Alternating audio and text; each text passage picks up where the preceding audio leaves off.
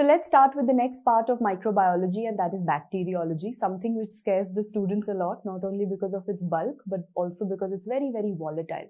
So we'll try our level best so that we can simplify this with the help of some mnemonics and some clinical integration.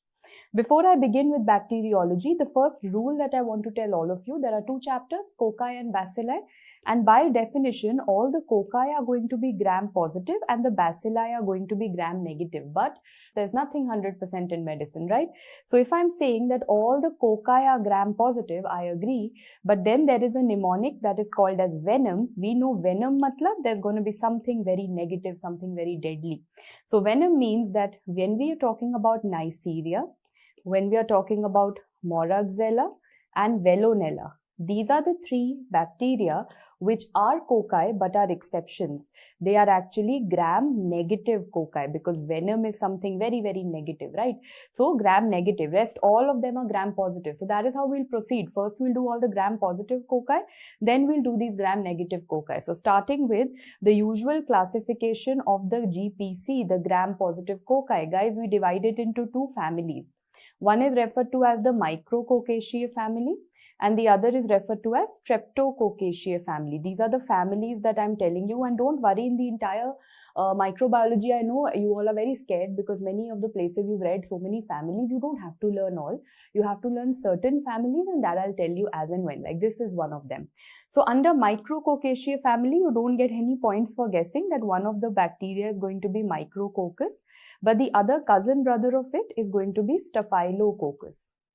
The second one we have is Streptococcaceae. Of course, this is going to have all the streptococci that you ever have heard of. Streptococcus pyogenes, Streptococcus agalacti. In fact, there is something known as Streptococcus pneumoniae, which many people know as pneumococcus. Of course, that will also come under it. And then there is an organism called Enterococcus, which many people are saying can be put into this category. Some say it is a separate family. But abhi ke liye, Micrococcaceae has micro and staph. Streptococcaceae has all strepto things and Enterococcus, and that is what I'll start my chapter with. I'm starting with the Micrococcaceae family, and the first is the difference between staph and Micrococcus. So let's get going. I know it's difficult, but we'll try. Guys, do you know what is the meaning of the word staphyle? Staphyle ka matlab hota hai bunch of grapes. So which is the bacteria that looks like a bunch of grapes, and that is going to be Staphylococcus. What does Micrococcus look like? Micro chota tetrads. They are going to be bunch of 4. Only a bunch of 4 that is going to be tetrad. So repeating, Staphylococcus is staphyle grapes and Micrococcus tetrad. Then you're going to see that what is common between them. Common point here that both of them come out to be catalase positive. That is their commonality. That is why they are under one family. They are catalase positive. But then we did the difference in terms of oxidase. Dekho, Micrococcus is oxidase positive, Staphylococcus is not. And how did we analyze it? You will ultimately realize that Micrococcus is gonna have emphasis on all these O's. Micrococcus में micro na, so micro में छोटा सा O, 0, anda O, छोटा, that is how you will remember. So oxidase, all the O wala things are gonna come up over here. It is oxidase positive. Similarly, in glucose utilization, if they ask you which of them is having an oxidative pattern and a fermentative pattern, you will say common sense, Micrococcus has an oxidative pattern, and Staphylo में वो F wala sound आता है ना, Staphylo has F wala sound, so that is gonna have a fermentative pattern. ठीक है? So now you've learned it, guys, that whether you are asked about glucose utilization being oxidative or you're asked about what is oxidase positive, Micrococcus will always give emphasis to O, and Staphylococcus is always going to give emphasis to F. So it is fermentative, it is not oxidative. Next, what is its response to bacitracin? So now tell me which of them is sensitive and which of them is resistant. Resistance matlab tough. Resistant means it's tough. Now, obviously, I'm changing the spelling. When I say tough, matlab F wala sound is coming. Staphylococcus is tough to bacitracin, matlab resistant, and Micrococcus is gonna be sensitive. I hope everyone's understood this, learnt it, mugged it up. इसमें there is no concept involved, but there is definitely a lot of mugging up. So Micrococcus में सब कुछ OO आएगा, oxidative, oxidase positive and sensitive. Staphylococcus has fermentative pattern, no oxidizability, and it's gonna be very, very tough, matlab resistant. Now please note something important which could come up in the INI CET exam. What is the medium that we use for the glucose utilization? We use the Hugh and Leifson's medium. there is something known as Hughes-Leifson medium, and for Hughes-Leifson medium we have bromothymol blue as its indicator. Bromothymol blue is going to be the indicator that is involved in the Hughes-Leifson's medium. That finishes off the difference. So we are starting now individually, guys. The main organism here to study is Staphylococcus, and I've already told you Staphylococcus aureus is what I'm starting with. So kya pata hai? Tell me one thing. Staphylococcus had its emphasis on F. So is it going to have anything oxidase? No. Ma'am, it is oxidase negative, and catalase, so the entire family is positive. So these 2 points I already knew. After that, you did not tell me anything about motility, anything about sporing. Koi flagella nahi hai, spore nahi hai, no motility, no sporing. And we've already told you that staphyle word means bunch of grapes. So yes, this is exactly how it's going to look like, which I'll show you in a while. But why is it called Staphylococcus aureus? Guys, staphyle word you've understood, bunch of grapes. Coccus because ye hai gram-positive coccus. Aureus, go back to your chemistry days. Au is the chemical formula of what? Gold. Remember, this produces a golden pigment. This is going to produce a golden pigment, which is very, very important. ठीक है, Staphylococcus हो गया. Should we start with the virulence factors? So every bacteria will be divided, virulence factors, then clinical features, diagnosis and treatment. Starting with the virulence factor, something that will be present in the cell wall, then cell surface, then toxins and enzymes. So cell wall में क्या होता है? I think everyone's cell wall, go back to your general microbiology, you know that the gram-positive cell wall has a lot of peptidoglycan. Gram-positive organism है ना? So a lot of peptidoglycan will be there. Also, do you remember all the gram-positive organisms have teichoic acid? This also I've taught you. So teichoic acid was for what? What's your mnemonic? Teichoic acid is for tikna. Tikna means attachment. So whenever we are going to have gram-positive organisms trying to attach, teichoic acid is for tikna, right? Attachment. These are cell wall related. What is cell surface related? Cell surface related, we have protein A and clumping factor. Both of these I'm going to talk about in a while. But abhi ke liye my focus is going to be on protein A, because please note when you write A over here, it has all the A wale works that it's going to do. It's anti-complementary. Means, is it going to allow your complement system to work? No. It is anti-phagocytic. Means, will it allow your phagocytosis to work? No. So kind of it's good for the bacteria, na? If you don't do phagocytosis, you can't kill it. If you don't do complement system, you can't kill it. So bacteria is getting its protection with itself. Moving on, coming to the next one, tell me something which is known as coagglutination. Now, what is coagglutination? This is exactly what I'm going to explain to you. But pehle please learn, protein A is responsible for anti-complementary, anti-phagocytic and coagglutination. So what is coagglutination? Sabse pehle, this is a test where I want to detect antigen. You'll say, hang on ma'am, Staphylococcus is anyway an antigen. Are you trying to detect another antigen? Yes. I am using Staphylococcus to detect something else. So what will I do? I will take the Cowen-1 strain of Staphylococcus. Listen to these two sentences very carefully. You will take what strain? I will take the Cowen-1 strain. That's a question. What strain is used for coagglutination? Cowen-1 strain. And every strain of Staph aureus, it has protein A. So I'll assume, ठीक है, protein A है उसके अंदर. You know what protein A does? Protein A binds to IgG. Can you see these antibodies? Which part of IgG has protein A gotten bound to? It is bound to the Fc segment of IgG, which means these segments are free. FAB, antigen binding wala segments are free. So if I put any other antigen like a salmonella or any other antigen, that antigen will easily be caught and ek bada sa clump ban jayega. There is going to be a big clump. So please remember, whenever you're talking about Staph aureus, which strain? Cowen-1 strain. Staph aureus has protein A. Protein A will bind to IgG. IgG ka kaun sa portion? Fc portion. So the FAB portion is free. Now I can attach any other bacteria or any other antigen onto it. This means there's going to be a big clump, ek staph wala clump, some other bacteria clump. Big clump will form, and that is now going to be referred to as coagglutination, which is very important. I hope everyone's okay with this. You understood?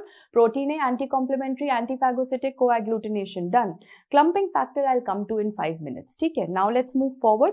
The next is that what are the toxins that are being used? And I think this is something which everyone has heard of. The first set of toxins that we have are hemolysins. They will break the blood. So we have alpha, beta, gamma, delta. Alpha, beta, gamma and delta. 4 hemolysins. You will say, what blood is it breaking? So I will now tell you that this is going to lyse sheep, and human blood. Okay, then even gamma is going to lyse sheep and human, delta is also going to lyse sheep and human blood, but your beta sphingomyelinase wala jo toxin hai, that is going to lyse the sheep RBCs only. Why is that so? When everyone else is ready to lyse sheep and human RBCs, why is this beta a little different? That is why beta has been given another name, na, sphingomyelinase. It breaks sphingomyelin because sheep RBCs have high levels of sphingomyelin. Sheep RBCs have high levels of sphingomyelin, and that is exactly what it intends to break. That is why the beta hemolysin is known as sphingomyelinase. यहाँ तक समझ आ गया? All of them are breaking all the RBCs. Beta sphingomyelinase, S wala S, so it will lyse only the sheep RBCs. What else? This alpha 1 has a little bit of a temperature problem, means it is going to get inactivated at 70 degree and activate again at 100 degree. So alpha wala says that I am going to go at above 100 degree and then get activated. So somewhere it is going to get activated. How did I learn it? Alpha wala or A is going to get activated at 100 degree. Okay, so alpha activated at 100 degree, not below that. At 70 degree it will get inactivated. Okay, what is beta sphingomyelin is showing you? It shows you a very, very important thing known as hot cold phenomena. Hot cold, you really don't have to know the definition, but I'm एक बार सुन लो, ठीक है? Hot means it's going to work at hot temperature. Cold means it's going to work at cold temperature. What comes first? Hot comes first. Means at 37 degrees Celsius it will start working, and cold means at 4 degrees Celsius it will complete its work. ठीक है? तो hot पहले आया, cold बाद में आया. At hot 37 degree it will start its work. At cold 4 degree it is going to complete its work. That is what is the hot cold phenomena. So out of this slide, what are your PYQs? They ask you which is the one which is known as sphingomyelinase. It is beta 1, S for S. It lyses which RBCs? Sheep RBCs. Which are the ones which show you hot cold phenomenon? Again, beta sphingomyelinase. So beta hi sabse, beta is most important over here, right? This was only one, the hemolysins. Abhi the story is not over. What are the other toxins that you have? The second one is the PV toxin, panten-valentine toxin, and this is usually seen with all the methicillin resistant Staph aureus. The MRSA wale strain, which I will be telling you in a while, the MRSA strains show you PV toxin. Now I'll tell you another mnemonic. PV toxin is known as synergohymenotropic toxin. What is synergo? Synergo means someone is working in synergy. दो लोग एक साथ, if two people work together, that is synergy.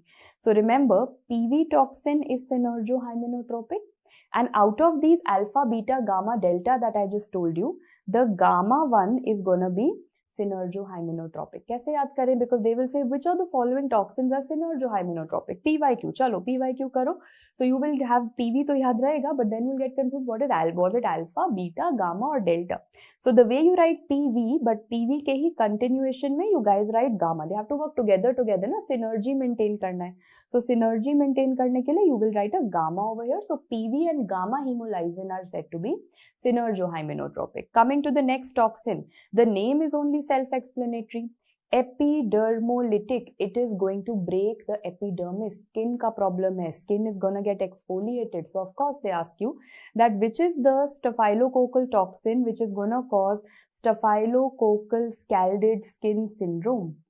Of course, staphylococcal scalded skin syndrome is caused by staphylococcus, and skin ka problem hai, so it must be the epidermolytic or exfoliative toxin. When the same thing occurs in children, what do you call it? That is known as the Ritter's disease. The Ritter's disease, right? And sometimes the staphylococcus can also cause another skin problem known as toxic epidermal necrolysis. Toxic epidermal necrolysis, which I hope you've read, it happens because of a lot of drugs also. That can happen because of staph as well. So जो भी skin से related problem पूछेंगे ना, SSS, Ritter's, Sten, that is going to be by which toxin? Epidermolytic toxin. Now one more question that you get in dermatology. In staphylococcal scalded skin syndrome, what is the site of action for the mechanism? Which part of the skin does staphylococcal go and attack?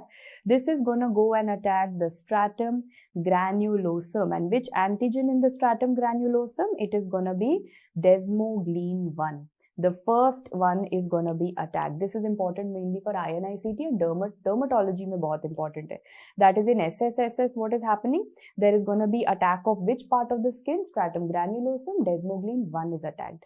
Okay, now the toxins are still not over. PV हो गया, epidermolytic हो गया. Now let's come to entero. मतलब entero, ma'am, food poisoning वाला toxin. Exactly. Which are the food poisoning वाला? A to I, but no F. Remember, F को ना females के लिए रखो. For the time being, keep F for females. Something in females I will tell you. So A to I, but not F. Then R to T and V. If you can learn these alphabets, very good. If you can't, at least learn this much, all except F. बाकी सब food poisoning कराएंगे, not F. Okay. So now what am I saying? A to I, out of which enterotoxin A, of course, comes first, is the most common. And these are heat stable toxin. Heat stable means that even if you're heating food, for example, if you are, heating milk, or you're heating some meat or some poultry, even after heating, they will survive. That is why even after having hot food, someone can have this food poisoning. So what did I say? The person is going to have food poisoning. Now you'll ask me, ma'am, which kind of food poisoning is it? Is it the vomiting wala food poisoning or the diarrhea wala food poisoning? So usually it's vomiting, because this toxin has a vagomimetic action. It tends to stimulate the vagal stimulation happens. So there is going to be emesis, there is going to be vomiting. So what all did you learn? All the toxins, entero word se the food poisoning will come to your mind. Even if the food is heated up, it will happen. And that is going to be vagus stimulation, so patient will vomit out. All the toxins are going to be responsible, but not F. And out of them, A is the most important. What is the incubation period of this food poisoning? The incubation period is between 1 to 6 hours. So please remember, you get a question in the paper that there is a food poisoning or vomitings which are happening within 1 to 6 hours of consumption of some food. Either you're going to think of Staph aureus or you're going to think of Bacillus cereus. दोनों का incubation period for vomiting is 1 to 6 hours, okay? But remember, for Staphylococcus aureus, you are going to have consumption of milk and poultry, or poultry you can learn as meat. You're going to have milk and poultry consumption. I'll give you an example. Previous year question was that there were 20 people who went for a birthday party, okay? Out of them, 19 people, because they consumed creamy pastries. What is creamy pastries? Creamy pastries means milk, hai na? So they said that 19 people consumed creamy pastries after that birthday party, and as soon as they got back home, within 6 hours, they started having vomitings. What is the suspected organism? So jaldi wala food poisoning, and because of milk, meat, poultry, that is Staph aureus. Whereas Bacillus cereus, C for C, that is, if they give you a history of Chinese fried rice, then they are referring to Bacillus cereus. That is going to be your hint in the exam. So milk, meat ke liye Staph, and C for C, Chinese fried rice, cereus. Both of them have an incubation period of 1 to 6 hours. Okay, so what did I tell you? All toxins, but not F. So what is that F wala enterotoxin? Something in females. Please note that is gonna cause, or that is also known as the toxic shock syndrome toxin. Toxic shock syndrome toxin, that is why we call it TSST, and that is enterotoxin F. Why did I say F for females? Because this is associated with long-term, this is forgotten what? This is associated with long-term tampon usage. So tampons are obviously used by females during menstruation, so there will always be a history of tampon usage. It can happen in males also. There can be, non-menstrual causes also of toxic shock syndrome. But 99% of the cases, this is the history that you're going to get. That is why I've made you learn it like this. That enterotoxin F जो है वो कुछ female से related होगा, tampon history होगा, menstrual history होगा. Okay, now why is it so deadly? Not only am I going to say F for female, I am also going to say F for fatal, because this is a very deadly disease. Why is toxic shock syndrome so deadly? Because this antigen is not a regular antigen. I hope you remember from your immunology chapter, this is going to be a super antigen. So this is definitely something which is very, very important for you to know. Okay, guys, I want to take you a little bit into medicine. Do you know what is toxic shock syndrome? Quickly, we'll revise our criteria from medicine. What is the criteria? Kitna fever hona chahiye? Fever should be above 102 degree Fahrenheit, right? Okay, along with that, there should be hypotension. Hypotension means systolic blood pressure is less than 90 mm mercury. So remember, fever above 102, BP less than 90, and a rash that is present. This is like definitive. Plus any 3 of the following organs. तो क्या क्या है? GIT में क्या problem होगा? GIT is always our favorite, nausea, vomiting. Kidney, if you want to assess, measure the serum creatinine. If the serum creatinine is going to be more than 2 times the normal, problem hai. Liver में best is measure SGOT, SGPT. If they are more than 2 times normal, problem hai. Central nervous system में best is if the person is disoriented, confused. Then for muscle, if the CPK levels are more than 2 times normal, again that is going to be a problem. If the mucous membranes are coming out to be very, very red, that is a problem. And coagulopathy means the platelet count is less than 1 lakh. I hope you remember from your path and medicine, normal platelet count starts from 1.5 to 4.5 lakhs. Matlab 1.5 lakh to starting hai. Here the platelet count has gone below 1 lakh also. So that is going to be a coagulopathy. If any 3 of the following organs are affected, and this was a very easy way of learning, jo bhi organ hoga, uska whatever problem is there has to be 2 times normal. Okay, twice the normal range, and that is going to be a problem, right? So that is toxic shock syndrome. I hope everyone's clear with the toxins, because I want to take you all the way back to the virulence factors, guys. Under that, I told you once you're done with the toxins, kya kara? You did the hemolysins, alpha, beta, gamma, delta. Do you want to make a quick list? Under the toxins, you had the hemolysins, alpha, beta, gamma, delta. Then you had the pantin-valentine toxin. Then you had the one that was affecting the skin, so epidermolytic toxin, Staphylococcus scalded skin syndrome. Then you had the food poisoning wala, that is enterotoxin, all except F, because wo jo fatal disease tha in females, that was toxic shock syndrome toxin. That is a list of your toxins. Means now you're ready to take up the list of your enzymes, which is super simple because I have a mnemonic for you. The way you write Staphylococcus, you're going to take up some alphabets out of Staphylococcus and get your answer. What are the enzymes that it makes? With T, there is going to be thermonuclease, and nuclease ki baat aayi, so I can also write DNAs. T for thermonuclease and DNAs. PH is going to be for phosphatase. PH will be for phosphatase. Repeat, T for thermonuclease, DNAs, PH for phosphatase. Then there are 2 C's, and there are no points for guessing that these are the most important, that is catalase and coagulase. Catalase and coagulase. So later on when I tell you the diagnosis, I will show you they are catalase positive and coagulase positive. Okay, enzymes are done. Let's move on to the clinical features. That also has a mnemonic called soft pains. What is soft pains? So S is going to stand for all the skin and soft tissue infections. Now guys, there are so many skin, I mean that's such a vague term to use, na? Skin and soft tissue infections. That means you could have abscesses, you could have furuncles, you could have cellulitis, so many things possible. I'll give you just one example which is really asked in the exam, and that is the example of botryomycosis. Sounds like what? Mycosis sounds like a fungal infection, and with this kind of a picture, botryo, what do you mean by the word botryo? Botryo again means bunch of grapes. Yes, this is looking like a bunch of grapes. So with this kind of a picture, I'll start thinking of Madura foot. I will start thinking of fungal infections and all of that, hai na? But please remember that this botryomycosis is something which is differentiated clinically. Confusion hoga. You will think of Madura foot and all of that, but this botryomycosis is something that is gonna be differentiated by Staph aureus. This is caused by Staph aureus, so it is very, very different from the others that have been shown. Now let's move forward. S for soft and skin infections. O is going to be in orthopedics. You've read osteomyelitis. The most common cause of osteomyelitis is Staph aureus. Okay, then F is going to be what you just now studied. There is going to be food poisoning, and you know the incubation period of that food poisoning, it's going to be less than 6 hours. Short-term food poisoning. Okay, then we have T. T also you have studied, guys. Have you studied toxic shock syndrome? Yes, fatal wala. Have you studied toxic epidermal necrolysis, skin wala? Perfect. So soft is done. What is with P? P is going to be for the lung disorder, that is pneumonia, pneumatococcus. Pneumonia and pneumatococcus is going to be covered under it. In fact, let me tell you, Staph aureus is the most common cause of hospital-acquired pneumonia, also ventilator-acquired pneumonia. Lots of ventilator-acquired pneumonias that we'll be doing later on, but remember, hospital-acquired and ventilator-acquired ka most common cause, Staph aureus. Okay, soft pains. A is going to be something which is so, what can I say, it is so controversial. A is going to be causing acute infective endocarditis. Please note another most common list coming over here.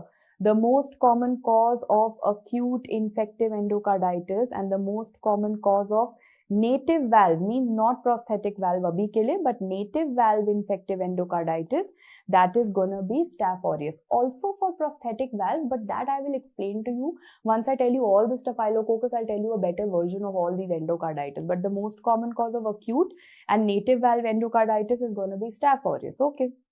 Then pains mein I aata hai, that is going to be infective arthritis. It is associated with infective arthritis. Pains mein what is left? N and S. N is gonna be necrotizing fasciitis, which you could have anyway understood with your skin soft tissue only. Necrotizing fasciitis. And S is like a, what can I say? It's like a, a formality. Sepsis, because any bacteria can cause sepsis. So let's do a repeat. Soft pains was actually a mnemonic, which sounds lengthy, but it's so useful now when you actually start going ahead with this. So remember, skin soft tissue infections, osteomyelitis, food poisoning, TSS10, pneumonia, pneumatococcus, acute endocarditis, infective arthritis, necrotizing fasciitis, and sepsis. Out of these, the picture of botryomycosis is much expected. Okay, so clinical features and virulence done. Are we ready for the diagnosis? I don't think you need to know the diagnosis. You already know the microscopy. You know this is a gram-positive cocci, and you know that this refers to the bunch of grapes.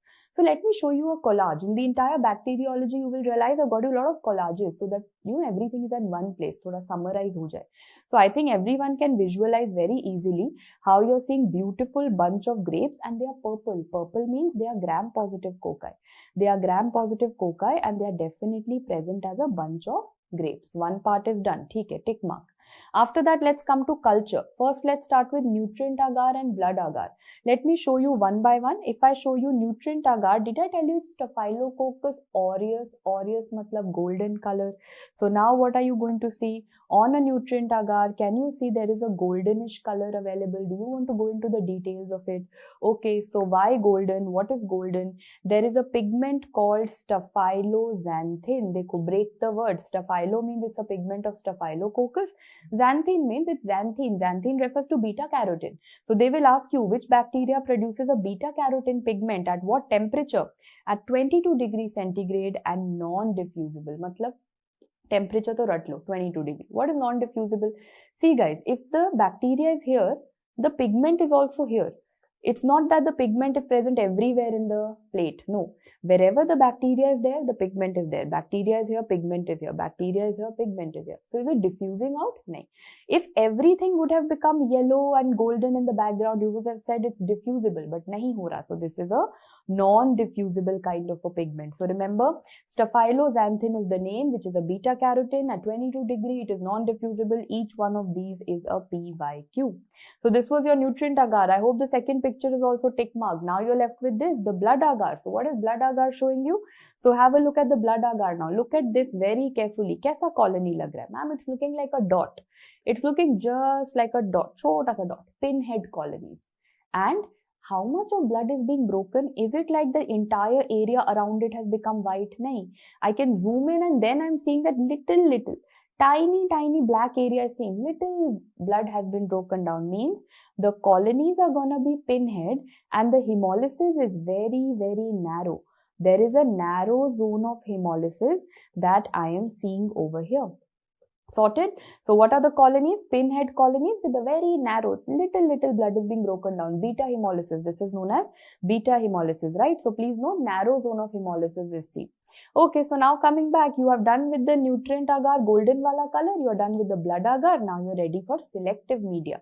When I say selective media, please remember, Staphylococcus aureus can grow in the presence of salt, even 7 to 10%. Selective kya hota hai, guys? Go back to your culture media chapter. What do you understand by selective? Selective means like if I am is a bias. If I am selective, I will, if as a teacher I should not be, but if I am selective, I will give some better mnemonics to few students because I want them to top, and I will not give those mnemonics to the other students. Obviously, I would never do that. But if I do that, I become selective. I'm selectively allowing some people to top and I'm not allowing the others to grow. that is a selective media. So when I give salt in this media, all of them will have some salt element in it. So if I give salt, I'm selectively allowing Staphylococcus to grow and not the others. So this selective matlab, remember the mnemonic story that ma'am is giving some mnemonics to some people, they are growing, others are not. वो होता है selective media. So mannitol salt agar, ludlams is also a salt agar, salt milk agar. So all salt things will come, out of which they give you a question on MSA. You know what is mannitol salt agar? Break karo. So firstly you will say, ma'am, it contains mannitol and it contains salt and of course it contains agar. So salt has made it what? Salt has made it selective. Salt has made it a selective media. Mannitol is going to tell me that is it mannitol fermentation positive or negative? मतलब difference बता रहा है. Does it become a differential media? And that's the question that you get. That mannitol salt agar is a differential plus a selective media. So you'll say, hang on, we are gonna study so many differential media, mannitol, sucrose, lactose, etc. So many fermentations we will study, but you will eventually tell me that, ma'am, now I realize that everywhere when I want to tell a difference, like mannitol ferment hua ya nahi hua, I will tell you by a color change to yellow or color change to something else. So that means that everything is going to have an indicator. That indicator will tell me that color change hua ya nahi, and the indicator over here is phenol red. So when red color will change, then I will get to know that mannitol fermented. Have a look at this picture. Firstly, mannitol salt agar. Mannitol makes it what media? Differential media. Salt makes it what media? Selective media. And guys, is it also an indicator media? So ye to trio ho gaya. This is like 3-in-1 use of mannitol salt agar. And can you see over here, because it's Staph aureus and mannitol has been fermented, what is the color that you have got? When mannitol will be fermented, you will get a yellow color. We are just starting with bacteriology. I'm telling you one trick. There are 4 fermentations that I will teach you. Okay? Everywhere I will teach you a fermentation. I will say lactose ferment hua, yellow color. Sucrose fermented, yellow color. Mannitol fermented, yellow color. So everywhere I'm going to pick up a yellow color. Where I don't pick up a yellow color, I tell you that exception. Till that time, keep mugging up yellow, yellow, yellow. So if I say mannitol was fermented and what color did you get? You got a yellow color. And the previous year question that you've got in your paper is, what is the indicator of mannitol salt agar? That is phenol red. Now your diagnosis of culture. So I can show you that collage finally. You know this is a grape-like organism, golden pigment, narrow zone of hemolysis, and mannitol salt agar pe you've got a yellow pigment. That means mannitol has been fermented. Are you ready with the biochemical tests? Remember there were 2 enzymes, Staphylococcus CC, catalase positive, coagulase positive. Jaldi se do that. Yes, it is catalase positive. How do I get to know? Let me tell you one simple trick. Whenever you will see bubbles on the slide, matlab catalase positive. That is how you solve the question in 1 second. Bubbles hai, catalase positive. Okay, but what is the concept? You know what you do? You take the culture broth and you add a little bit of H2O2. This is what I am doing. I'll take a little bit of sample from the patient. I will add H2O2. Why am I doing that? Because let's assume ke Staph aureus hai. Chalo, let's assume. Okay, Staph aureus is there. If Staph aureus is there, this means catalase is there. And if catalase is going to be there, that will break H2O2. That will break H2O2 into simple hydrogen in water, oxygen. Oxygen is going to create bubbles. So simple, if Staphylococcus aureus is there, this means catalase is there, this means bubbles banenge. If Staphylococcus aureus is not there, catalase is not there, this means bubbles nahi banenge. So simple, if bubbles are formed, it is positive. If bubbles are not formed, it is negative. But now on that note, can you tell me what are all the catalase positive organisms? So abhi, what did I tell you? I'm going to tell you a story of the bubbly cats. Why did I say bubbly cats? Because anyone who's a cat lover or a cat parent would know that cats never ever sit at one place. You can never make cats sit at one place. Cats are always going to run around the house. They're going to move around a lot. They need a lot of, they're very bubbly. Firstly, they're very bubbly. So bubbly cats tells me that cats for catalase and bubbly because when I see bubbles, it's going to be catalase. But for cats, you need a lot of space. Space being made. Guys, let's do this mnemonic of what is space being made. And let me give you that concept first, that although your mnemonics are very good, but in the exam you tend to forget A kya tha, S kya tha, P kya tha. That's a very common thing that happens to everyone in the paper. So now whenever you read your mnemonic, whenever you make a full form out of it, try to get some story into it so that it can come back to you in the exam also. So S and P, I start with all the pigment wala organisms. Right now I told you Staphylococcus aureus has a golden wala pigment. After some time I will tell you Serratia. Serratia is R na, so Serratia has a red color pigment. So repeating once again, Staph aureus has golden pigment, Serratia has red pigment, and P for Pseudomonas. Pseudomonas is gonna have a blue-green pigment. Pseudomonas has a blue-green pigment. So तीनों जो pigmented bacteria थे, I have got them. Staph aureus, Serratia, Pseudomonas, they are catalase positive. Now I'm going to get some fungal infections. A for Aspergillus, that is definitely catalase positive. C for Candida and Cryptococcus. Candida and Cryptococcus is also catalase positive. Now E के साथ दो चीजें. There is going to be E. coli and Enterobacter. Basically, there's an entire family called Enterobacteriaceae family. So that Enterobacteriaceae family is going to come up over here. That is space. ठीक है, तो space का तो I have understood. SP for pigments, AC for all fungal, E for E. coli Enterobacteriaceae family. Okay, now let's talk about space being made. When I'm talking about being made, these are the things that I'm gonna pick up. So B say we will pick up the very deadly Bacillus anthracis, and NG is not only gonna be Neisseria gonorrhoeae but also the other Neisseria, that is Neisseria meningitidis. तो दोनों जो Neisseria है, they are going to come under it, right? So Neisseria gonorrhoeae, Neisseria meningitidis. Space being made almost towards the end. So M is for the very famous Mycobacterium tuberculosis.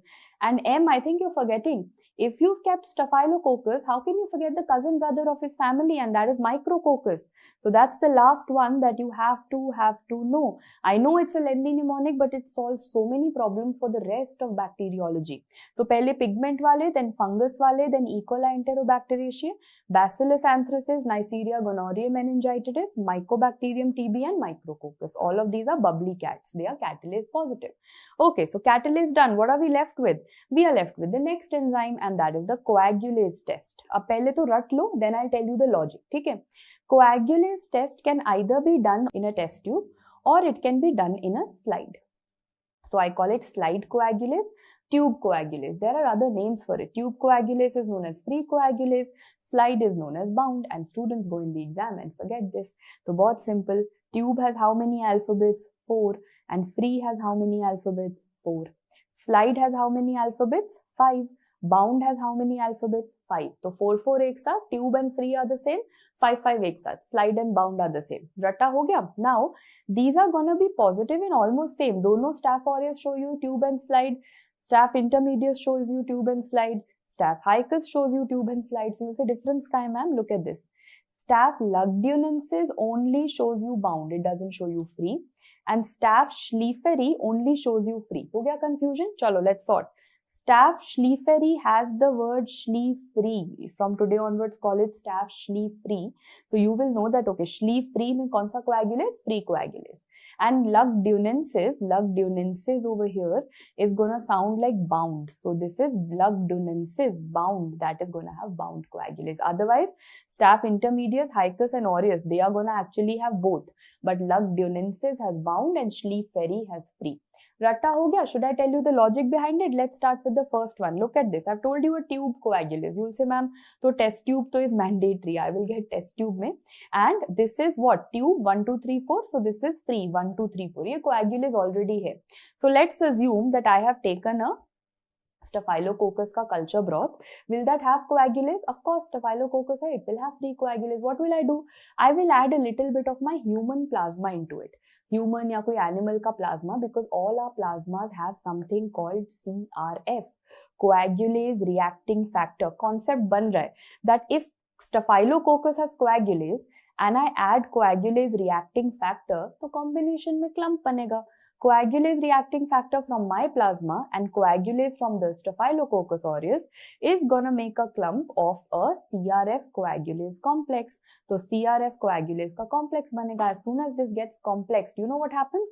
you had added plasma. Plasma has fibrinogen, clot ban jayega. This is going to activate the fibrinogen and there will be clotting of the plasma. So now if you look at these two test tubes a little carefully, you can very well see that in this there is a coagulum or a clot that has formed. This means this is a positive tube coagulase test. So the only question that you get, tube mein 4 alphabets, free mein 4 alphabets, because the coagulase is totally lying free in the Staphylococcus. Second, they will ask you that in which one do you use the coagulase reacting factor? Coagulase reacting factor is used over here, and how do you assess it? By the clotting of the plasma. So ye tube wala tha. What is gonna be the slide wala? Firstly, 1, 2, 3, 4, 5. Slide wala is 1, 2, 3, 4, 5. Bound coagulase means it is bound to the cell wall. Whenever something is bound, like for example, if this is staph, this coagulase is bound. This pencil of mine is coagulase. Ye bound hai. Bound matlab clump ho gaya. Bound matlab clump ho gaya. So this is also known as the clumping factor. And I can see that to this, as soon as I will add a little bit of fibrinogen, it is going to result in complete clumping. As soon as I will add fibrinogen, jaldi clumping ho jayega. But yeah, there are differences in the timing of a tube and slide, but all those details I'm sure you don't want to go into because it's unnecessary, not required. But please note that they will ultimately ask you questions, which is tube, which is slide, which is free, which is bound, wo ho jayega. Second question, they will ask you, where do you use coagulase reacting factor? So coagulase reacting factor is going to be used in the free wala, whereas clumping, how I have learnt is clump matlab clump ho gaya, bound ho gaya. So clumping factor is going to be used in the bound or the slide coagulase. That wraps up. Let me take a test. Bachchon wala test. Is it tube coagulase or slide coagulase? Ma'am, common sense. Kya question hai? This is tube coagulase. I can see a tube, and this one is positive because I can see the clot also that has happened. So tell me, tube matlab free or bound? 4 alphabets. Ma'am, this is free. Tell me, this is clumping factor or coagulase reacting factor? So bound hota to clump hota. This is coagulase reacting factor that is going to be needed. Sorted for everyone. Now let's go on to the final diagnosis. There are two types of typing that you do. Abhi tak to culture and biochemical is done. What is the typing? Please note there is something called phage typing and genotypic typing. Phage typing matlab I am going to use bacteriophage. So you don't have to know the details of phage typing. You just have to know that I am trying to find out, this is staph and this is bacteriophage. How can this bacteriophage kill it? Or how is the susceptibility? On those bases, I realized that phage 80 and 81A have been associated with outbreaks. The staphs which result in outbreaks, they are susceptible to phage 80-81. But jo sabse important question hai, phage 3 is seen in association with MRSA. Ye thoda ratta hai that you will have to do. I have not made any mnemonic because how many will you learn?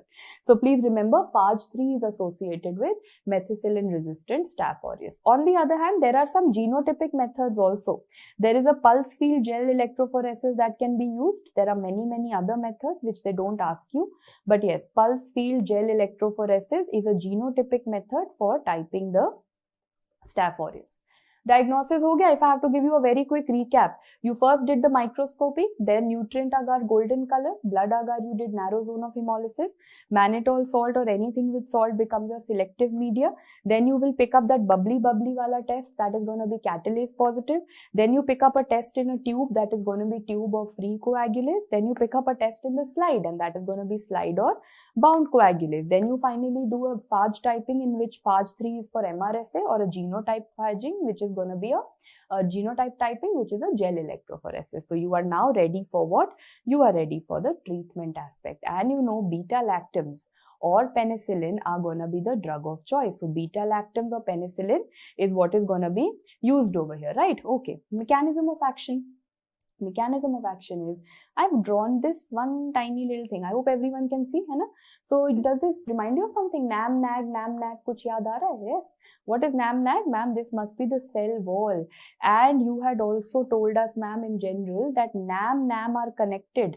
Nam are always connected. Yes, these are known as the penicillin binding proteins. There are something known as PBP. You really don't need to know the full form, but yeah, you can because it's kind of obvious. Penicillin binding protein 1, 2, 3, 4 are present. These are also known as transpeptidases. These are also known as transpeptidases. These are the places where the penicillin is going to go and act. So what is the penicillin going to do? Penicillin will bind obviously to penicillin binding protein or transpepptidases, and penicillin will break this wall. So simple, bacteria gaya, cell wall gaya, so the bacteria is also gone. But do you think the bacteria is that simple, that innocent? Now no bacteria is that innocent. Now we have a lot of resistance. So what does the bacteria do? Bacteria says, hang on. Ab mera time hai. So now the bacteria is going to start with the story of resistance. How is resistance maintained? So bacteria says, hang on, what is coming to kill me? Beta-lactam is coming to kill me. I will make beta-lactamase. Before beta-lactam kills me, I will kill beta-lactamase. So the resistance is going to be by beta-lactamase production. The bacteria starts producing beta-lactamase. You will ask me, aise kaise ma'am? Without genes, how can it produce? Yes, this is going to be regulated by BLA, beta-lactamase. So matlab this is regulated by BLA gene, and this is going to be regulated by PLA, that is plasmids. Okay? So remember that beta-lactamase production, that is BLA, is going to be regulated by the BLA, that is BLA gene, and that is transferred by PLA, that is plasmids. So transfer kaise hoga? If there has to be a transfer of resistance, there are two methods known. I'm going to make a box because this is quite controversial.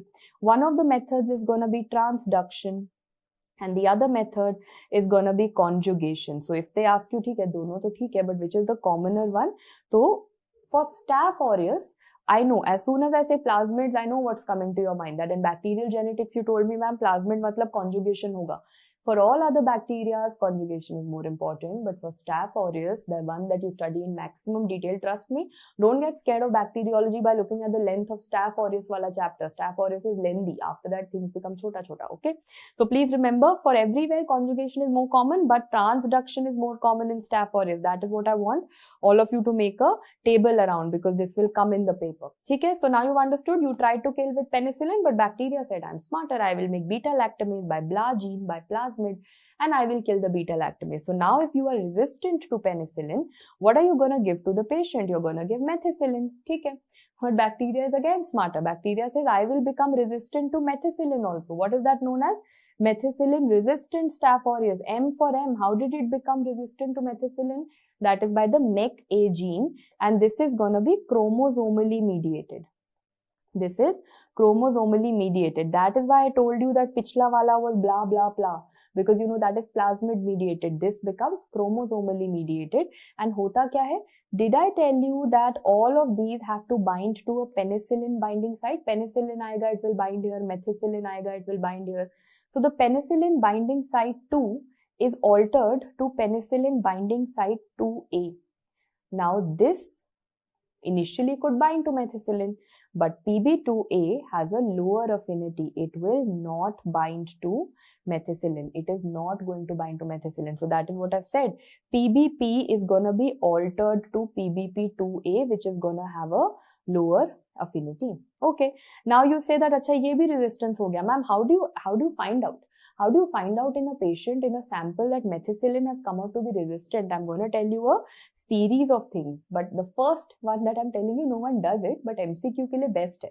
How do you do the diagnosis of methicillin resistant Staph aureus?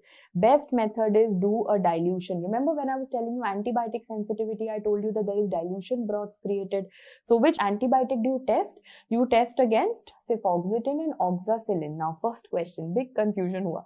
Ma'am, you were wanting to find out methicillin resistance, but in the lab, the test you are doing is for cefoxitin and oxacillin. Aisa kyun? Why are you not testing in the lab for methicillin only? Because methicillin as a drug is very unstable. You cannot test it. So for testing of MRSA, we actually use cefoxitin and oxacillin, and they say that on dilution broth, if you need, what have I written? MIC. Guys, put your brain. MIC kya tha? General microbiology. Quickly, minimum inhibitory concentration. Matlab, what is the minimum amount of antibiotic that I need to kill the bacteria? Like, for example, what is the least amount of information that I have to give to you for you to clear the exam? If I don't give you that much information, or I know how much of information to give you, less of that also will not make you pass. Excess of that also will not make you pass. I know exactly how much information is needed. So exactly what is the minimum amount of antibiotic that will kill the bacteria? That is minimum inhibitory concentration. So they say if the MIC of cefoxitin is more than 8, matlab 8 se bhi zyada if it needs, means it is resistant. And if it needs more than 4 micrograms of oxacillin, then also it is resistant. Matlab beyond this, even if it's needing even higher quantities of these antibiotics, matlab it's definitely resistant. So the MIC of cefoxitin is 8 and the MIC of oxacillin is going to be 4 microgram. This is the best method on paper. Karta koi nahi hai. What is done? Rapid methods are done. They do disc diffusion tests. Again, they use the same thing. They use cefoxitin and oxacillin, and if in case they ask you which is the better one, cefoxitin is always better than oxacillin, just in case the question comes. Other than that, they can do even rapid tests like lattice agglutination, ELISA, PCR, ye sab for knowing the genetic problem. These are all rapid, more faster, easier to perform rather than doing dilution broth. But yeah, exam mein question hai, so dilution broth is going to be the best. But before I proceed, let me tell you, for the diagnosis of MRSA is very, very important in all of us, in healthcare professionals, because you know why? What is the most common mode of how methicillin-resistant Staph aureus spreads? It's by our hands. It's the hands of the healthcare workers. It is by our hands. That is why they say that the precaution is that you have to, before and after every patient, you have to do hand washing. Because you've dealt with the patient, you might transfer that MRSA onto someone else. So the rigorous hand washing is very important because we are the people who have the maximum chance of spreading this MRSA. But just in case you do a hospital study and you say, ma'am, I found that 10 nurses and 20 doctors were having MRSA. Where? So remember that the most common site that you have is usually nasal carriage. So if you find the nasal carriage or the people who are carrying staph MRSA in their nose, then you have a nasal ointment known as mupirocin. You have to give them for 5 days, both the nostrils they have to put. So there is a nasal ointment if they are nasal carriers. But for others, you can do some washes of chlorhexidine. For other mean other sites, not nasal carriers, but if they are doing MRSA carriage in some other site of the body, chlorhexidine washes. Is that okay? So you've done everything for your healthcare professionals also. MRSA, we are the people who spread it the most, so we have to wash our hands. If we come across any nasal carriers, we have to give them an ointment of mupirocin. So this is done. But now, when you were penicillin resistant, you give methicillin. Now you've become methicillin resistant also. So what are the drugs that are available? There is vancomycin. There is daptomycin. These are the drugs that are available in case of methicillin resistance. But now let me tell you the further part. Now we are also vancomycin resistant. Resistance so chalta rahega na, because with so many antibiotics being used without any proper evidence, resistance is gonna come up, and there is gonna be a time that we are going to use the high-end antibiotics because bacteria will stop responding to all of these. So now even vancomycin resistance is known. That is known as VISA and VRSA. VISA and VRSA matlab SA to pata hai, Staph aureus. So VISA basically refers to vancomycin intermediate Staph aureus or intermediate Staph aureus, whereas VRSA refers to vancomycin resistant Staph aureus. There is a difference between VISA as well as VRSA. Why? VISA matlab it is on its way to resistance. Abhi kind of it has started becoming resistant, but VRSA means definitely resistant. How do I get to know? I will do the MIC. If the MIC if you need 4 to 8 microgram, minimum inhibitory concentration of vancomycin is between 4 to 8 microgram, it is VISA. But if you need even above 16 microgram, even at 16 microgram and above, the bacteria will be killed. Then to matlab it has become such a high dose is needed. Then it has definitely become resistant. So even if you don't learn the previous wala MICs, this you have to learn because this is a definition that has been put up by CDC. Remember, VISA ke liye it has to be between 4 to 8 and VRSA ke liye the MIC is almost double. It has become above 16. So what is the difference? How does the bacteria first become VISA and then it becomes VRSA? So if the vancomycin said that, okay, I have to go and bind to the cell wall. Vancomycin diya, vancomycin say I will go and bind to the bacteria cell wall. Bacteria cell wall say मैंने तो अपना structure बदल लिया. I have changed my structure. I have altered my cell wall and my structure. You can't bind to me, so I am escaping. That is one way. Now that is when the organism will become VISA because bacteria is kind of started ignoring the drugs, kind of changed its structure and kind of ignored the drug. However, when does it become VRSA, vancomycin resistant? When, please note and go all the way back to your chapter. Do you remember in general microbiology, I taught you that all cell walls are made up of D-ALA, D-ALA. You know what the bacteria says? I will change my name only. If I change my name, you will never be able to reach me. And that says, the bacteria says, I am now gonna change from D-ala to D-lactate or D-ala D-serine. I will now change my name only. How will you identify me? तो कैसे change करा? By the VAN-A gene, vancomycin gene ना, by the VAN-A gene. So देखो दो things है. Say for example, vancomycin is that very irritating relative of yours. ठीक है? That relative is coming to your house. You don't want to meet that relative because he will always ask you how many more attempts will you give, when will you give FMG, NEET, PG, when will you get married. All those irritating questions are gonna come. So you have two options. Your mother says, देखो, you will have to meet them, but you can say hello and then go inside your room. This means you are becoming visa. Means little bit you are gonna meet them, little bit you have altered your own habit. You have said hello and you have gone inside your room. Second is you have become immune and you are saying, to hell with all my relatives. I hope none of you show it to your relatives. But yeah, to yours, you're like, I don't want to meet them only. I'm not going to face them only. You have become like totally resistant. What did you say? You will say, tell them I don't live here. Tell them I'm in the hostel. Tell them I'm at a friend's place. You have changed your address. You have changed your name only. Now your relatives will never be able to catch you. This means now you have become VRSA. ठीक है? तो visa is where you're kind of trying to escape from them, and VRSA is when you've totally escaped from them. How? By changing your address. So the bacteria changes D-ala to D-ala D-lactate. अब हमेशा याद रहेगा. Yes, that is sorted. Staph aureus is sorted. But now I want to talk about the last part of Staphylococcus. Please note, whatever I was teaching you up till now was COPS. COPS means I was teaching you coagulase positive staph. I was teaching you coagulase positive staph, because now I'm going to teach you cons. Cons obviously becomes coagulase negative staph. And there are two very important ones that are gonna come under it. That is gonna be what? It is staph epidermidis and saprophyticus. What did I say? Epidermidis and saprophyticus. There are many more. For that matter, even lugdunensis sometimes they say comes under it. But अभी हमने पढ़ा कि lugdunensis में कौन सा coagulase हो सकता है, bound हो सकता है ना? So there are a lot of variations. You will realize main पढ़ना है. That is the first rule of microbiology. ठीक है? Staph epidermidis and staph saprophyticus. Which is more common? Staph epidermidis is the more common one that you find. And what does it cause? It usually causes prosthetic heart valve endocarditis. You will study that in heart. In pathology also I have taught you. Staph epidermidis causes prosthetic heart valve. Saprophyticus on the other hand is usually famous for causing UTIs. It is a UTI causing organism.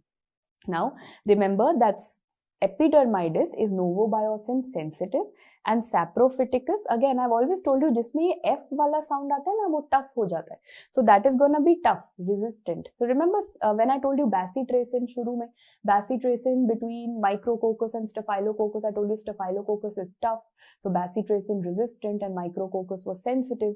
यहाँ पे novobiosine is resistant in saprophyticus because that has F in it, tough. So novobiosine is sensitive in epidermidis.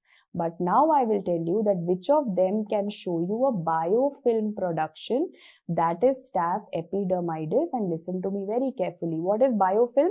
Biofilm is nothing but made up of polysaccharide matrix. It is going to be made up of a polysaccharide matrix, and it basically protects the bacteria against antibacterial drugs or antibiotics. So any bacteria that has it always doesn't make a biofilm. Sometimes, for example, you will say that, ma'am, I have seen that there is a growth of staph epidermidis in someone's IV cannula. And that is why, the antibiotics are not reaching that person, or there is a growth that is happening, staph epidermidis. Epidermidis makes a shield. You will try to kill it with an antibiotic, no effect, because it has made a shield. Sometimes it can make a shield, sometimes, not always. Biofilm can be made by staph epidermidis. And on that note, we have sorted all of our staphylococcus, but we are all ready for some questions. Which of the following is incorrectly matched below between staphylococcus and micrococcus? याद है, I gave you one mnemonic that micrococcus में सब कुछ OO होगा. Is it oxidase positive? Correct statement. Okay, is staphylococcus then oxidase negative? ये भी correct statement. Now, then I told you that staphylococcus में सब F होगा. Is it going to show you a fermentative pattern? Correct statement. Is micrococcus going to show you a fermentative pattern? No, micrococcus में सब कुछ O था. What glucose pattern will it show you? It will show you an oxidative pattern. So this was the false and this was the answer, because they asked you the incorrect statement over here. Coming to the next. Which of the following organism does not show the test below? Does not. ये कौन सा test है? Bubbly, ma'am. This is the bubbly cat test. Bubbly cat test means it is catalase, and for catalase we had a mnemonic. For catalase we said there is space being made. Space being made में Staphylococcus was there.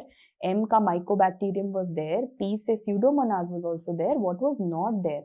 Streptococcus. So which of them does not show you catalase positivity is your next chapter, that is Streptococcus. Moving on to the next. Which of the following organisms does not show the test below? कौन सा test show कर रहा है? Tube coagulase. Tube का दूसरा नाम 4 alphabets. तो free coagulase test. Okay, free. तो free में पहले तो tell me Staph aureus ma'am ये तो tube और slide shows both. Then Hicus intermediate they show both. Then I realize Schliefferi has free, so this also definitely shows free. ये भी होगा. But Staph lugdunensis is usually either it's not showing coagulase, and if it's gonna show coagulase, it's gonna be bound coagulase, right? Bound, because lugdunensis I told you na bound की तरह. Bound मतलब 5 alphabets. The slide coagulase test. Coming on to the next one. Indicator for mannitol salt agar. I told you this is going to come across as a previous year question. Indicator for mannitol salt agar is phenol red. Simple one-liner. And coming to the last question now. What is mannitol salt agar? Firstly, is it a selective media? Yes, salt makes it selective. Is it also a differential media? Yes, because mannitol makes it fermentation hai, nahi hai. It is differential. So what is it? The answer becomes both. It is both selective and differential media, and that is definitely the last part of Staphylococcus.